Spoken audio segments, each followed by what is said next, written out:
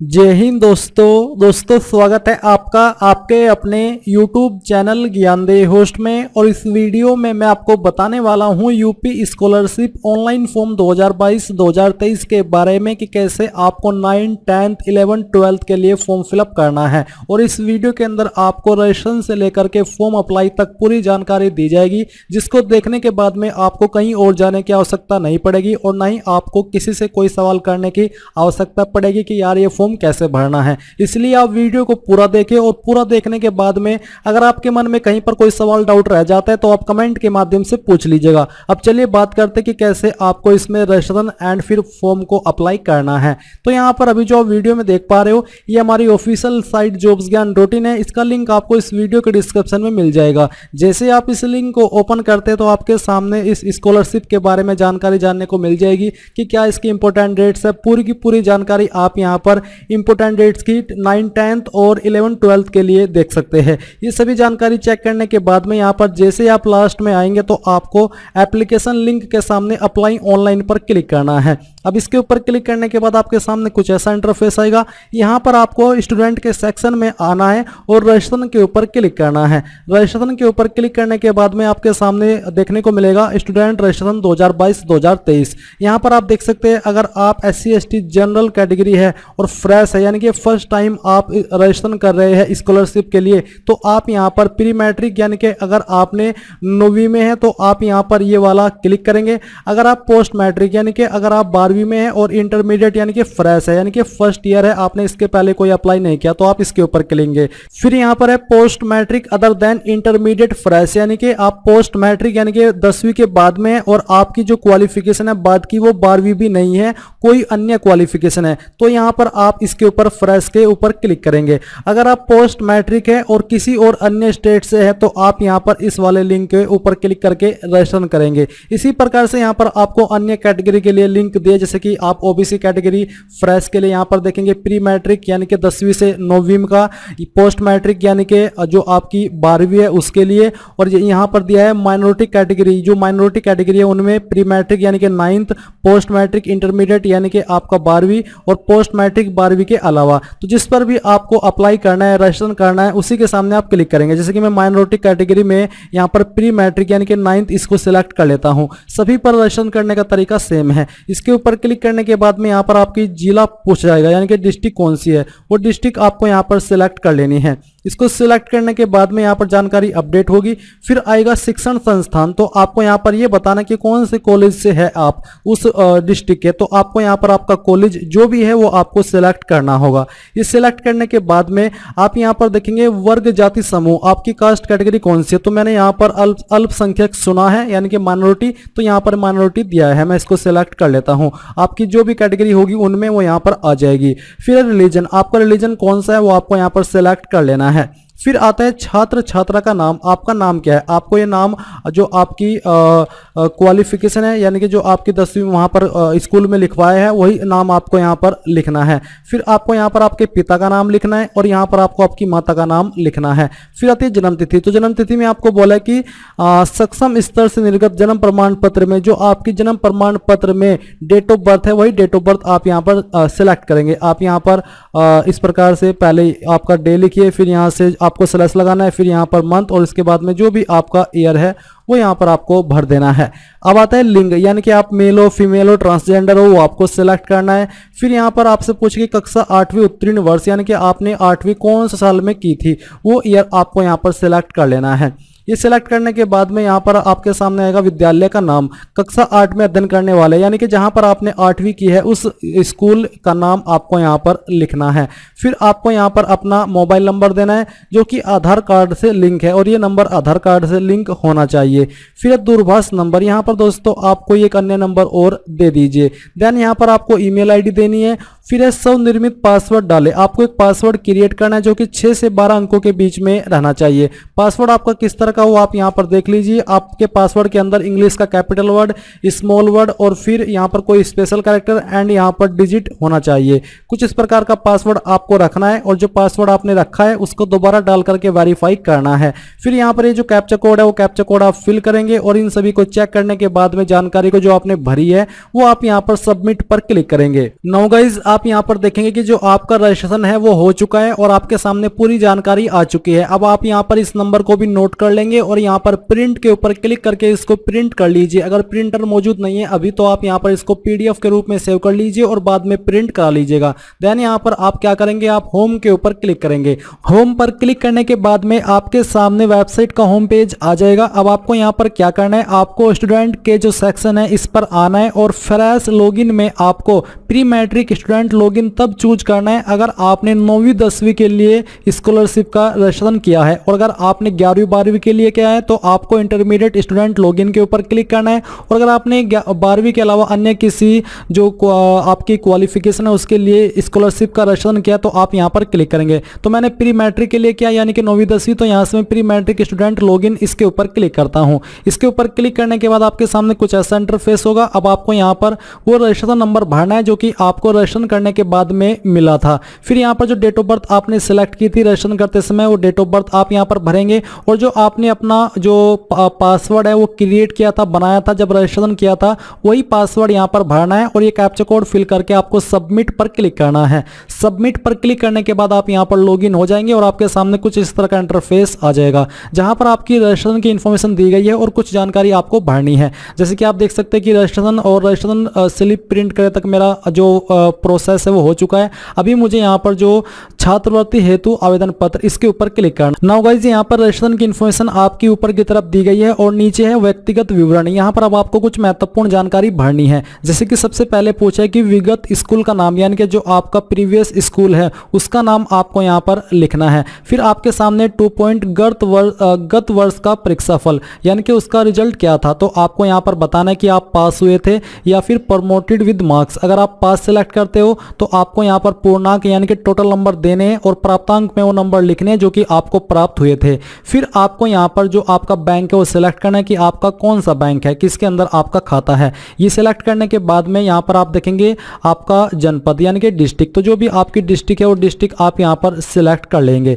इसको सिलेक्ट करने के बाद है ब्रांच का नाम, तो यहाँ पर जो भी आपका ब्रांच नेम है वो आपको यहाँ पर सिलेक्ट कर लेना है। इसको सिलेक्ट करने के बाद में यहाँ पर आपको जो अन्य इन्फॉर्मेशन है वो देनी है, जैसे कि है छात्र छात्रा का बैंक खाता में अंकित नाम यानी कि जो आपका नाम बैंक के अंदर है वही सेम नाम आपको यहाँ पर लिखना है। आईएफएससी कोड आपको ऑटोमेटिकली डिटेक्ट कर लिया जाएगा। फिर आता है छात्र छात्रा का बैंक खाता संख्या यानी कि आपको अपना अकाउंट नंबर यहाँ पर लिखना है 10.A में, और यहाँ पर जो आपका बी है 10.B इसमें आपको आपका अकाउंट नंबर दोहराना है यानी कि दोबारा लिखना है, उसको वेरीफाई करना है।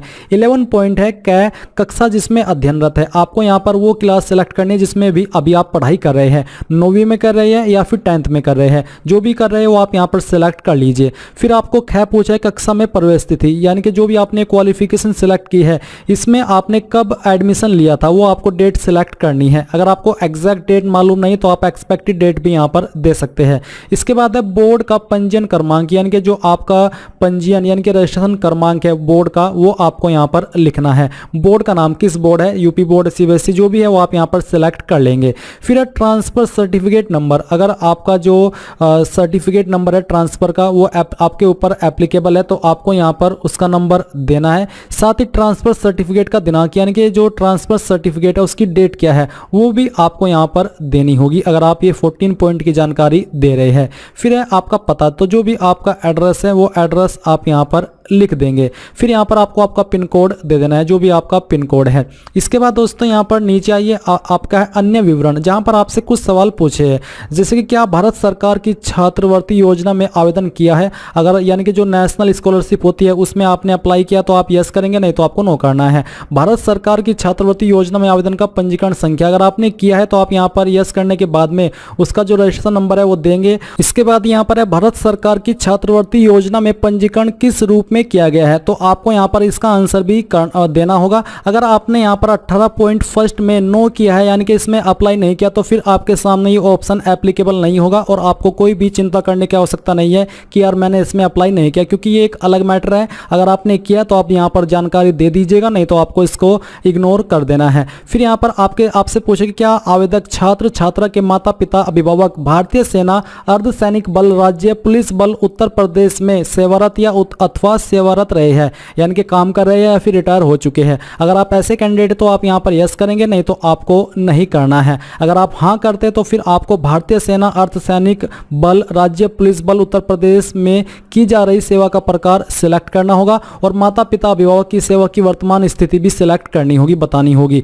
फिर माता पिता अभिभावक की सेवा संबंध दिए जाने वाले प्रमाण पत्र का विवरण भी आपको यहाँ पर देना होगा, अगर आप इसमें यस करते हैं। फिर विकलांगता प्रकार, यदि विकलांग हो, अगर आप हैं तो आप यहाँ पर आपकी विकलांगता का प्रकार सिलेक्ट कर लीजिए, नहीं तो यहाँ पर दोस्तों आप इसको ऐसे ही रहने दीजिए कि हाँ मुझे कोई विकलांगता नहीं है। फिर अगर आप यहाँ पर इसमें से कोई विकल्प सिलेक्ट कर रहे हैं तो आपको बताना कि आपकी विकलांगता की परसेंटेज कितनी है और विकलांग भत्ता आपको कितना मिलता है रुपए में, वो भी आपको बताना होगा। अब आपसे यहाँ पर पूछा कि राष्ट्रीय आपदा की स्थिति में प्रभावित परिवारों के निराश्रित हुए अध्ययन पात्र छात्र छात्राओं को तथा इससे इतर सामान्य रूप से निराश्रित हुए छात्र छात्राओं को प्रथम वरीयता प्राथमिकता प्रदान किया जाना सक्षम स्तर से निर्गत मृत्यु प्रमाण पत्र के अनुसार। तो यहाँ पर बोला कि छात्र छात्रा के माता पिता, विधिक अभिभावक, संरक्षक की स्थिति यहाँ पर बतानी है कि जीवित है या फिर मृत है। अगर जीवित है तो जीवित रहने दीजिए, अगर मृत है तो आपको मृत बताना होगा।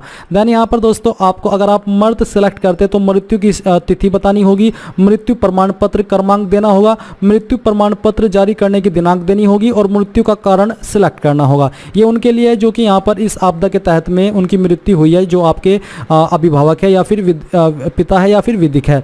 ये जानकारी भरने के बाद में आप ये कैप्चा कोड यहाँ पर फिल करेंगे और यहाँ पर टिक करने के बाद में सबमिट पर क्लिक करेंगे। इसके बाद गाइज आपके सामने कुछ ऐसा इंटरफेस आएगा जहाँ पर आपको बोला है कि आपका आवेदन पत्र की प्रविष्टियां सफलतापूर्वक भरी गई है। आवेदन पत्र सत्र 2021-2022 को पूर्ण करने के लिए बेसिकली यहाँ पर 2022-2023 है, ये कुछ टेक्निकल एरर की वजह से यहाँ पर ऐसा है। अब आपको फोटो अपलोड करने के ऊपर क्लिक करना है। तो अब गाइज आपके सामने यहाँ पर फोटो अपलोड करने का सेक्शन आ चुका है। अगर आपके सामने कोई एरर आता है तो आप यहाँ पर बैक टू होम के ऊपर क्लिक करके जो फोटो वाला सेक्शन है उसके ऊपर क्लिक करके यहाँ पर आ सकते हैं। आपको बोला है कि आपके फोटो का फॉर्मेट जेपीईजी या फिर जेपीजी का रहना चाहिए और साइज 20 KB से कम हो। तो चूज फाइल के ऊपर क्लिक कीजिए और जहाँ पर भी आपका फोटो है वो सिलेक्ट कर लीजिए। मैं इस फॉर्म को डेमो के रूप में यानी कि एग्जाम्पल के लिए भर रहा हूँ, तो यहाँ पर मैं एक रैंडम इमेज सिलेक्ट करता हूँ इसको और ओपन कर लेता हूँ। ओपन करने के बाद आपकी फाइल का नेम यहाँ पर आएगा, फिर आपको अपलोड फोटो के ऊपर क्लिक करना है। इसके ऊपर क्लिक करने के बाद आप यहाँ पर देखेंगे student uploaded photo successfully, please view your photo on click view button,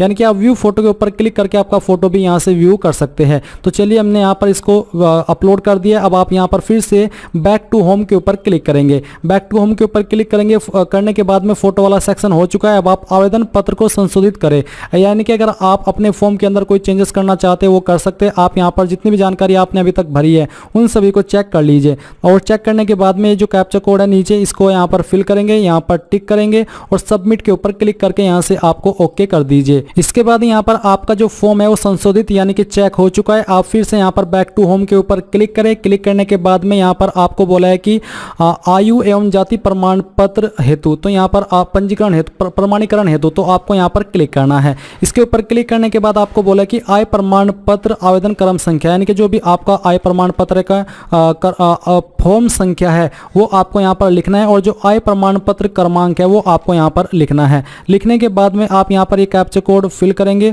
और फिल करने के बाद में आप यहाँ पर गेट डाटा के ऊपर क्लिक करेंगे। गेट डाटा के ऊपर क्लिक करने के बाद में यहाँ पर दोस्तों जो आपका आय प्रमाण पत्र है उसका जो डाटा है वो यहाँ पर गेट यानी कि प्राप्त किया जाएगा और उसकी जानकारी यहाँ पर आपको वेरीफाई करनी होगी। आपको ये बोला है कि आय प्रमाण पत्र संख्या मिलान के बिना छात्र छात्रा का फॉर्म पूर्ण नहीं माना जाएगा, यानी कि जब तक आपका जो आय प्रमाण पत्र है और जो आपकी ये जानकारी है वो मिलान नहीं होगा उसका, तो ये पूर्ण नहीं माना जाएगा। और मैं ये फॉर्म भर रहा हूँ डेमो के रूप में, तो मेरी तो कोई मिलान होने का संबंध ही नहीं बनता, तो मैं आपको यहाँ पर आगे का प्रोसेस वर्चुअली यानी कि बोल करके आपको समझाने वाला हूँ। तो जैसे ही आपका यहाँ पर ये डिटेल्स वेरीफाई हो जाएगी यानी कि आपकी इन्फॉर्मेशन का मिलान हो जाएगा, फिर यहाँ पर आपको क्या करना है, आपको जो प्रमाणीकरण हेतु यानी कि पहले तो आपको आय प्रमाण पत्र वेरीफाई करना है, फिर आपको जाति प्रमाण पत्र वेरीफाई करना है। देन यहाँ पर बोला कि प्रमाणीकरण हेतु आधार नंबर डालें, यानी कि आपको पूरा वेरिफिकेशन करने के लिए इस वाले सेक्शन में आकर के अपना आधार नंबर वेरीफाई करना होगा।